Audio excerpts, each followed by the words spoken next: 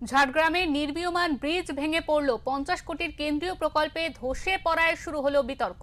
ঝাড়গ্রামের গুপ্তমনি এলাকায় 49 নম্বর জাতীয় সড়কের উপর নির্মীয়মান একটি আন্ডারপাস ব্রিজের অংশ হঠাৎ ভেঙে পড়ে। হাতি মানুষ সংঘাত কমাতে গড়ে ওঠা ইকো প্যাসেজ প্রকল্পে কেন্দ্রের তরফে এই ব্রিজ তৈরি হচ্ছিল, কিন্তু ঢালাইয়ের কয়েক ঘন্টার মধ্যেই কাঠামোর একটি অংশ ধসে পড়ায় নির্মাণের গুণগত মান নিয়ে স্বাভাবিকভাবেই প্রশ্ন উঠছে।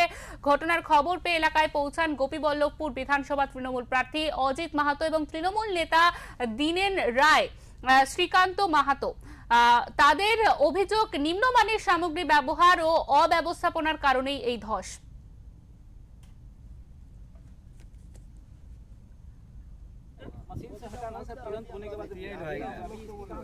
আমরা তো প্রতিটা মুহূর্তে হাতি দেখি। কোনো গল্পই নাই, হাতির কোনো গল্পই নাই। হাতির গল্প আসলে এলাকার মানুষ জানবে। আমাদের এই আমাদের সঙ্গে রয়েছেন টেলিফোন লাইনে আমাদের প্রতিনিধি অরূপ ঘোষ। অরূপ, তোমার কাছে জানতে চাইবো, ঝাড়গ্রামে 50 কোটির কেন্দ্রীয় প্রকল্পের যে ব্রিজ তৈরি হচ্ছিল সেই ব্রিজে ধস নেমেছে, ঘটনাটি কি ঘটেছে এবং এই নিয়ে কি সমালোচনা সৃষ্টি হয়েছে সেখানে আমরা জানতে চাইবো।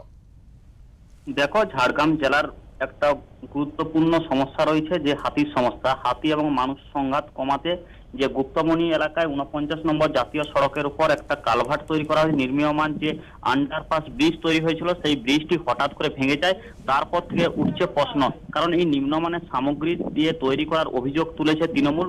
ভেঙে যাওয়ার পর ওই এলাকা পরিদর্শন করতে যান গোপীবল্লভপুর বিধানসভা তৃণমূল কংগ্রেসের দলীয় প্রার্থী অজিত মাহাতো, শালবনির প্রাক্তন বিধায়ক সহ আরো তৃণমূলের নেতারা গেছিলেন। তাদের দাবি, এখানে নিম্নমানের সামগ্রী ব্যবহার করা হয়েছে এবং কেন্দ্র সরকারের যেভাবে দুর্নীতি তা এরই চিত্র ফুটে উঠেছে এবং যে 50 কোটি টাকা ব্যয়ে তৈরি এই যে ব্রিজটি তৈরি করা হয়েছিল সেটি হঠাৎ করে ধসে যাওয়ায় এটা নিয়ে উঠছে নানা প্রশ্ন। শিল্পা, একদমই অরূপ, যে জানা যাচ্ছে যে ব্রিজটি ঢালাইয়ের কিছুক্ষণ বাদেই একটি বড় অংশ ভেঙে পড়ে। এই ঘটনায় কি কেউ আহত হয়েছে, কি খবর পাওয়া যাচ্ছে?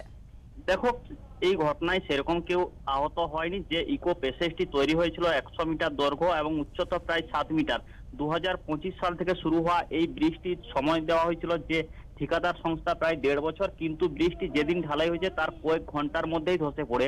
শিল্পা, একদমই অরূপ, 50 কোটির একটি প্রকল্প, সেখানে দাঁড়িয়ে এত বড় একটা ব্রিজ ঢালাইয়ের কিছুক্ষণের মধ্যেই ভেঙে পড়লো। সাধারণ মানুষ কি বলছে? সাধারণ মানুষের অভিযোগ যে এখানে যে ব্যবহৃত সামগ্রীর মান ছিল অত্যন্ত নিম্নমানের এবং কাজের তদারকি নিয়ে উঠছে নানা প্রশ্ন। কারণ এই জাতীয় সড়ক একটি গুরুত্বপূর্ণ রাস্তা, এটির সাথে কলকাতা এবং এদিকে ঝাড়খণ্ডের সাথে যোগাযোগ রয়েছে। সেই ব্রিজ হঠাৎ করে ভেঙে যাওয়ায় উঠছে নানা প্রশ্ন। শিল্পা, একদমই অরূপ, তোমাকে অনেক ধন্যবাদ। আমাদের সঙ্গে ছিলেন আমাদের প্রতিনিধি অরূপ ঘোষ। অরূপ জানাচ্ছিলেন যে ইতিমধ্যে এই ব্রিজ ভাঙা নিয়ে সেখানে বিতর্কের সৃষ্টি হয়েছে। পাশাপাশি কেন্দ্রীয় যে প্রকল্প, অর্থাৎ 50 কোটির যে কেন্দ্রীয় প্রকল্পের কথা সরকার ঘোষণা করেছিল এবং তারপরেই এই ব্রিজ তৈরি শুরু হয়েছিল, কিন্তু এখন তার উপরেই কিন্তু সাধারণ মানুষ বা এলাকার মানুষ সন্দেহ প্রকাশ করছে। তারা বলছে এটি দুর্নীতি হয়েছে, না হলে এত বড় একটি প্রকল্পের ব্রিজ এইভাবে ঢালাইয়ের কিছুক্ষণের মধ্যে ভেঙে যায় কি করে।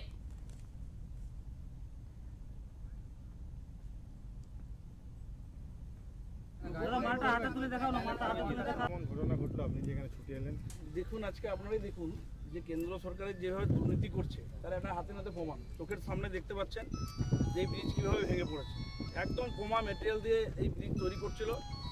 প্রাণে বেঁচে গেল এই এলাকার বহু মানুষ যারা এই যাতায়াত করতো, তার আগেই ভেঙে পড়লো। উপরে ভগবান আছে, এটা তার থেকে প্রমাণ। কারণ পশ্চিমবঙ্গে একমাত্র দেখেছেন যে যেই কাজগুলো ওরা করেছে সমস্ত কাজগুলোই এই কিছুদিন আগে একটা জায়গায় সোশ্যাল মিডিয়াতে দেখা যাচ্ছিল যে রোডে যাচ্ছে, হঠাৎ করে ঢুকে গেল গাড়ি 4 চাকা। ঠিক একই এই কমা মেটেরিয়াল দিয়ে যেভাবে ওরা ব্রিজ তৈরি করছে। আজকে NHAI যারা ইঞ্জিনিয়াররা আছে তারা বলছে পাশ দিয়ে হাতি নাকি গেছে, তার জন্য নাকি ভেঙে গেছে। এটা কি সম্ভব? হাতি একটা বড় ব্রিজকে ভেঙে দিতে পারে? এটা একটা মানে জোকের মতো কথা বলছে। আপনারা দেখুন, এবং এই যে ম্যাটেরিয়াল দেখুন না, এই যে দেখুন মাটি, পুরোপুরি মাটি মেশানো জিনিস দিয়ে কাজ হচ্ছে। তো এত কমা মেটেরিয়াল দিয়ে যদি কাজ হয় তো কম হবেই তো। রোড রাস্তাগুলো সব নকল খারাপ রোড রাস্তা তৈরি করেছে, যেগুলা 1 বছর 2 বছরের মধ্যে ভেঙে পড়বে। ব্রিজটা ভেঙে পড়লে কত ব্রিজ ভেঙে পড়ছে, আমরা কত ব্রিজ করেছি দেখবেন এখানে আপনাদের লালগড় থেকে রামগড় থেকে শুরু করে আমাদের ভোসরাঘাটের ব্রিজ থেকে কত ব্রিজ করেছি, কোথাও একটা ভেঙে পড়েছে। এদের সব ভাঙা কাজ, এদের খারাপ কাজ করা, নকল সিমেন্ট, নকল রড, যত খারাপ জিনিস দেওয়া আছে কাজ, এরা কোনো ভালো কাজ করেনি। ভারতবর্ষের মানুষের একটা ভালো কাজ করেনি।